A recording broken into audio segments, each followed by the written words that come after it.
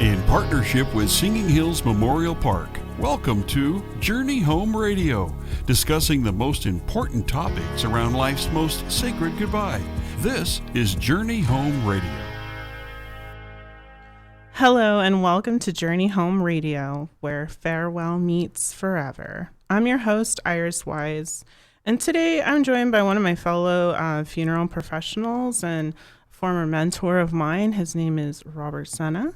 And we're going to be discussing the different types of funeral service options and what to expect when you arrive at either a mortuary or cemetery service.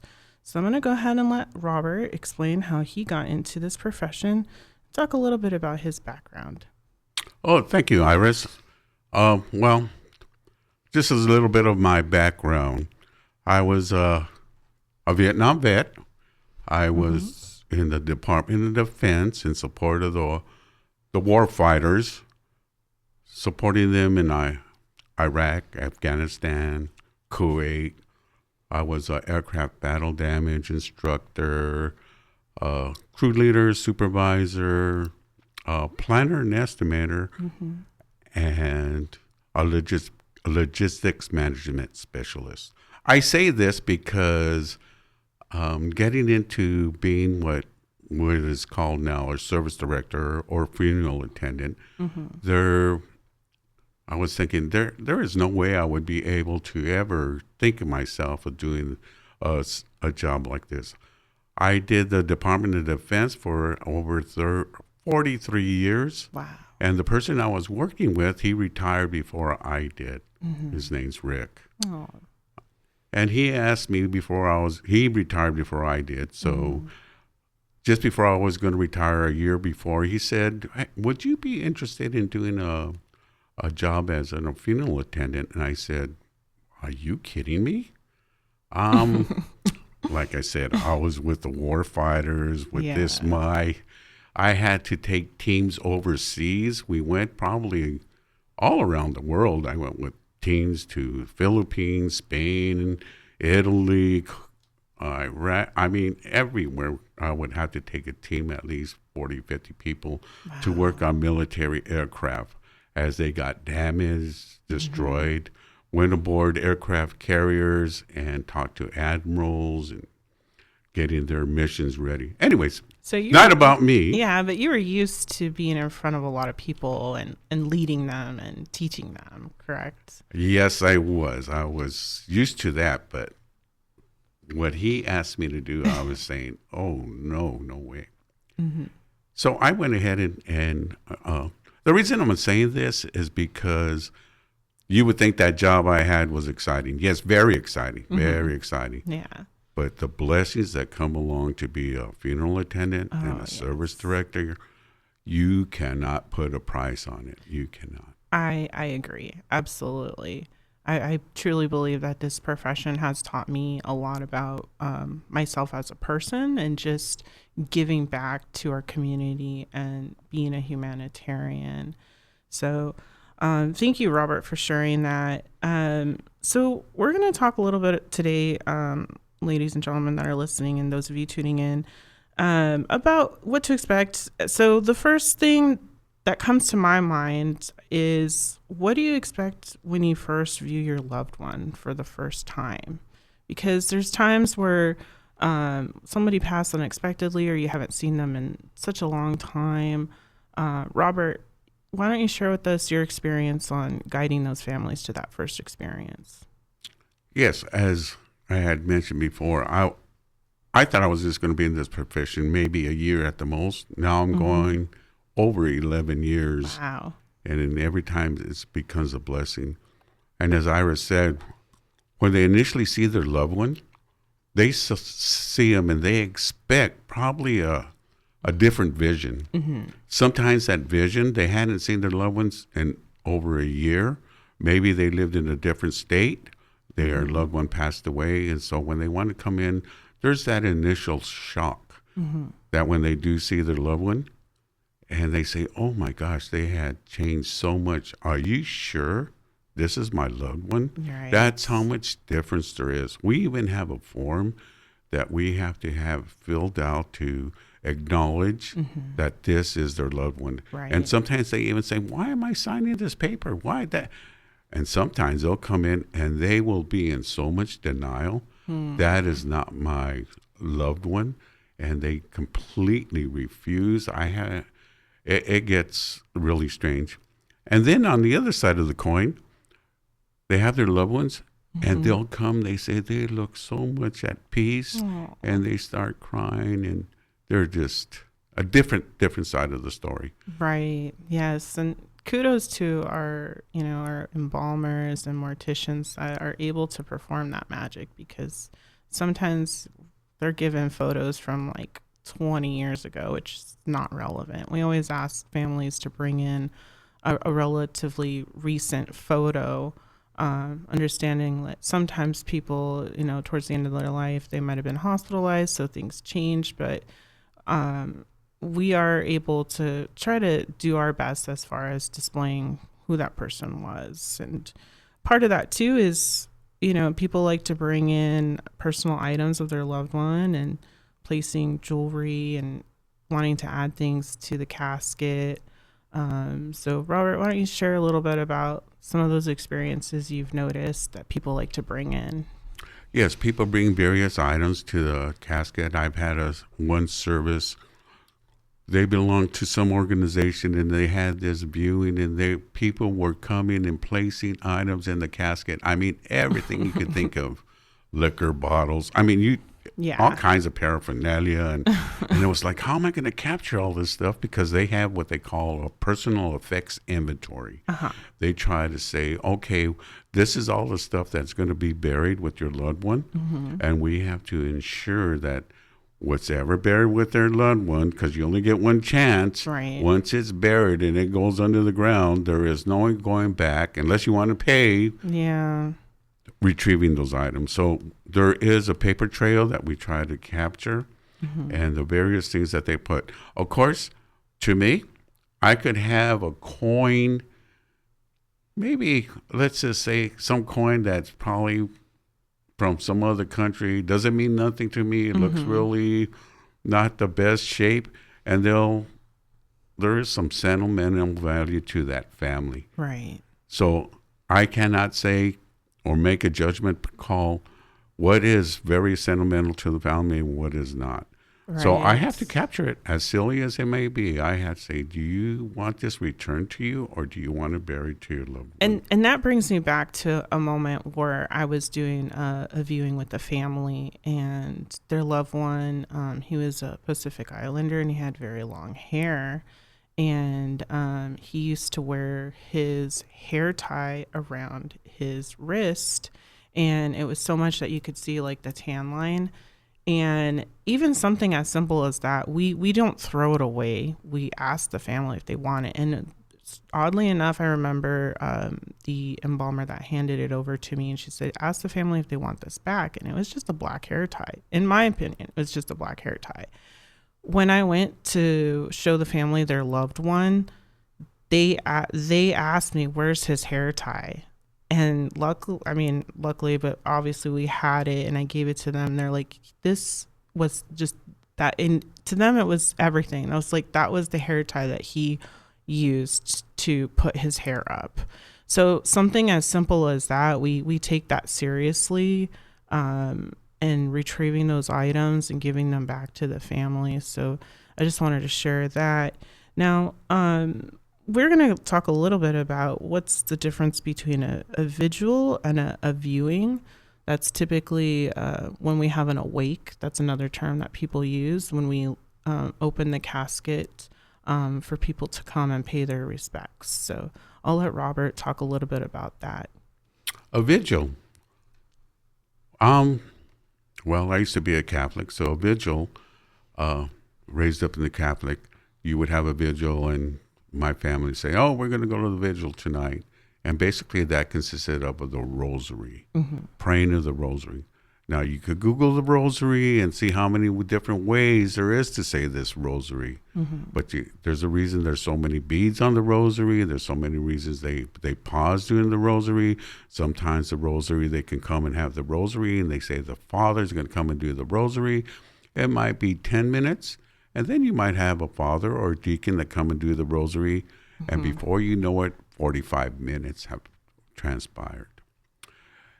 The difference between the rosary, the vigil and the viewing is the viewing, that is more or less you're seeing. It could be, the person could be in the casket, right? They can have a flag displayed. The casket can be open. It could be closed. There could be an entourage of a video that's being played. There could be music there. There could be food. There could be basically just getting everybody together as like a little family celebration, friends, and just everybody getting together and talking and getting an open mic. And, you know, those types of viewings and celebration, as you know, Iris, can be really healing to the family. Absolutely. They love to hear the stories. Yes. I'm sure if whenever my time comes and they have, if they should have a viewing and people go up to talk, who knows what they're going to say? But that's the time. That is the time as a service director we have to be mindful and just give the family and the friends a certain amount of time for them to speak. Right. Because some of them can get up there and they'll just go on and on, and usually they lose the interest of the family. It's like, okay, next, let's hear the next one.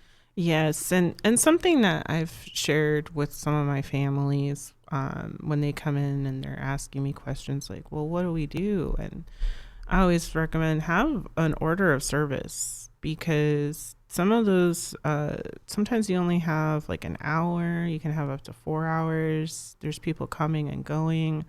But in my experience, it's always nice to have like a set time when you're going to do the rosary, and then followed after that is usually when people will do their eulogies. And I just try to tell my families, you know, be mindful of how lengthy eulogies can be, because sometimes we're on a time frame as well as funeral professionals. There's other services going on, or we're heading off to church shortly after. Sometimes people have those services right before we go to church. So there's all kinds of factors as far as time.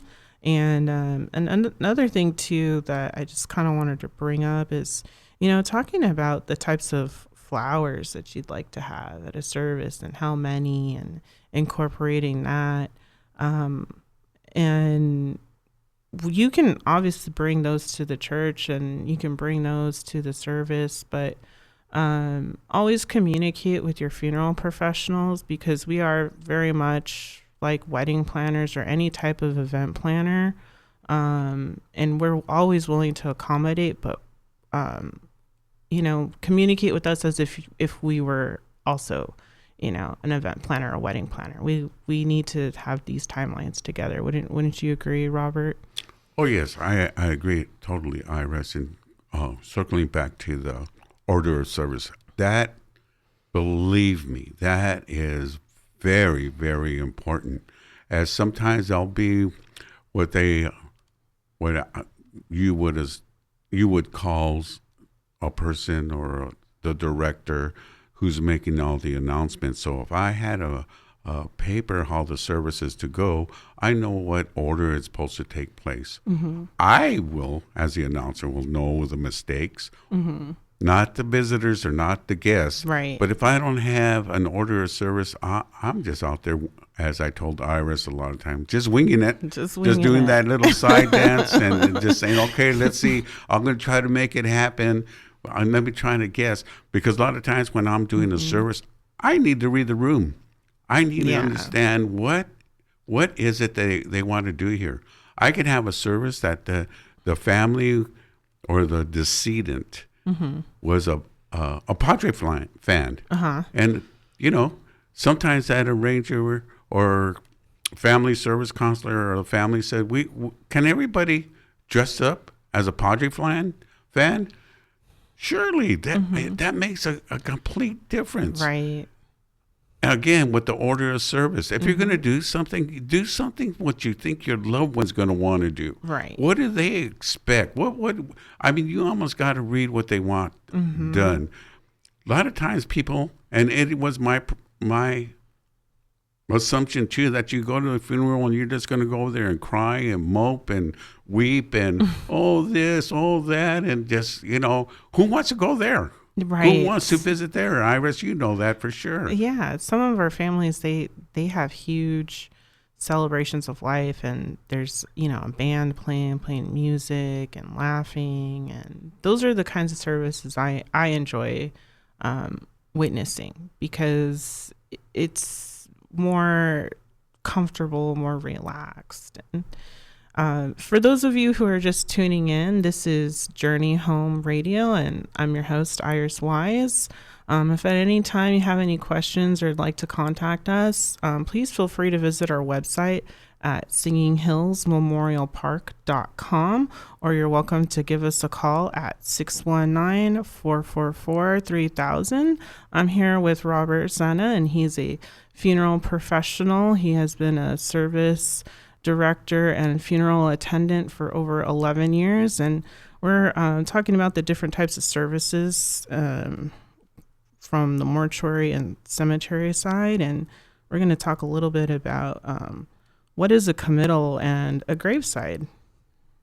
Oh, yes, Iris. Again, I'm Robert Sena with an S. Yes, a committal and gravesite. A committal is basically you're going to the gravesite, but it's more short and sweet. You did a visitation, you done a service, probably at a chapel or a church, and now you go to the gravesite, and the priest or the officiant comes. He does a couple of prayers, and then they probably do what we would call a flower tribute. And depending where you go, what mortuary you work with, because of safety reasons, they'll do the lowering of the casket, and then maybe sometimes some families want to place dirt. And that is basically the end of that portion of the service. Yeah. So, there's different types of graveside services. There's some where we consider it more of a celebration of life, where everything kind of takes place there.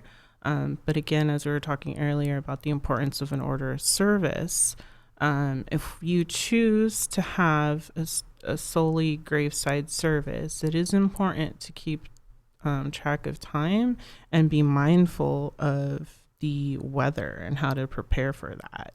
I think oftentimes I've witnessed a lot of ladies love to wear heels for services, and I know Robert and we have witnessed quite a few trips and falls over our time, but I always advise my families, usually when you come out to the cemetery, the immediate family knows where their loved one's going to be laid to rest, because we do a whole process of verifying where the grave site is or the interment placement will be. And sometimes those terrains are on hills. So I always advise my families, bring an extra pair of shoes if you're not sure. If you don't want to mess up your dress shoes or have your heels sinking in the dirt or the mud, depending on the type of weather, bring extra shoes is all really encouraging. And then going back to the order of service, Robert, why don't you share about some of your experiences you've noticed with clergy and all of that? Sure. Back to the graveside and committal. The graveside, basically that's where you didn't have the viewing or a service, and you go back to the gravesite. And as Iris has mentioned, the ground out there is so uneven, and not wearing the heels. It's not all about being sad about this funeral business. Sometimes it could be comical. It can. It sure can. I had a service. I had one of the service directors. She was on heels. And I don't know, the family brought these big champagne glasses. Oh, my And gosh. we're at the gravesite, and I looked up, and I saw my co-service director, and I saw this big champagne glass walking by itself. And all I saw was the champagne glass and two little skinny legs coming, and she has She has heels on, and before, Oh yeah, no. that champagne glass didn't make it. Oh no. Yes, it was. I mean, afterwards it was funny, but it wasn't funny at the time. No. Yeah. There's always going to be some type of precaution. And I know we had to get a little creative during COVID and making sure that people were distanced. And I always recommend just communicating with the cemetery wherever you're heading off to. If there's any kind of help for those who are disabled or handicapped or aren't able to walk, at our location, we do provide a golf cart. Not all locations do that service, so always ask ahead of time because every cemetery has their own rules and regulations. And that's very important to just kind of plan that ahead of time, especially if you have somebody who's elderly or, disabled, and making sure that they're comfortable. Another thing that we kind of wanted to touch briefly is what to expect when your loved one is in the military and how to prepare for those types of services.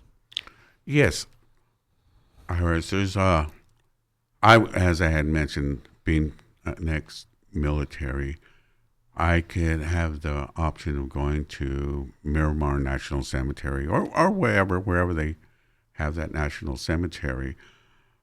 But it's each and everybody's preference.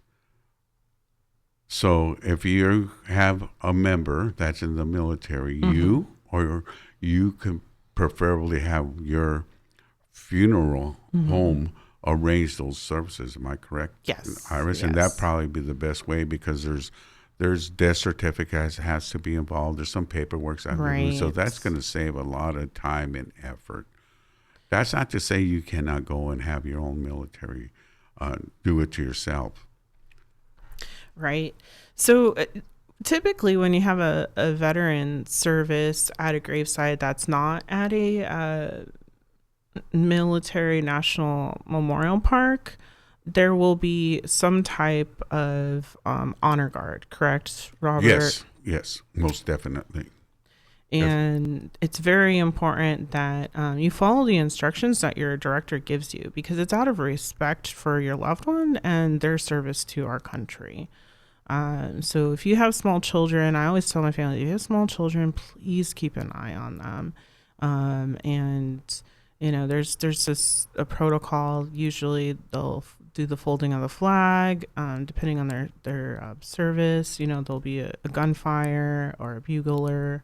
So all of those things that we talked about today, you can write those down in our legacy planner that we offer at Singing Hills. And again, at any time, if you'd like to reach out to us at singinghillsmemorialpark.com, or you can give us a call at 619-444-3000. We would be happy to give you one of those legacy planners because in there is a whole section on how to write about your preferences and your requests, just what Robert and I discussed today, as far as planning for your funeral services and going through that. We are more than happy to give you advice and we're more than happy to give you suggestions. But again, it's really about how you want to be honored and how you think your loved one would want to be honored. Wouldn't you say, Robert? You have any final thoughts you'd like to share? Yes, I'd like to really mention this, point this out, make it stand out. It's a one-time shot. Yes. You only get a chance to do it one time to get it right. There is no redos. There's no let's go back and let's do it again. You cannot. It's a one-time shot. As Iris is saying, try to plan it out. Do you? Yes. I mean, it's a sad subject, but you have to do that if you can. If there's some way you can just put it in your heart and say, let me do this forward planning. Let me get this order of service. Let me get this stuff done because you get a one-time shot and you want it really done. And I had told many times, even to Iris, times before, you got the regrets. Right. You regret you did too much or you didn't do enough. And of course, you're going to have those visitors, those aunts and uncles, why didn't you do this? You know she'd like that. You know he'd like this. And why didn't you put this picture there up there? Why didn't you put that? So there's a lot of stuff you can do. And Iris, I guess they'll just lead and guide you if that's the best route you can take.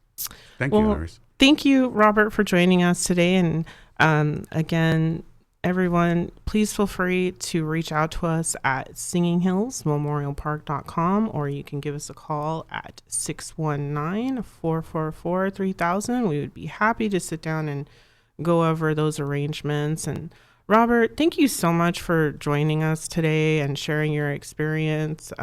It's always a pleasure to get a chance to talk to you. I've learned so much over the years from you, and thank you so much for sharing with us today. And everyone, thank you for tuning in, and have a blessed day. Thank you. Thank you for listening to Journey Home Radio. We look forward to talking with you again next Saturday at noon right here on K-Praise.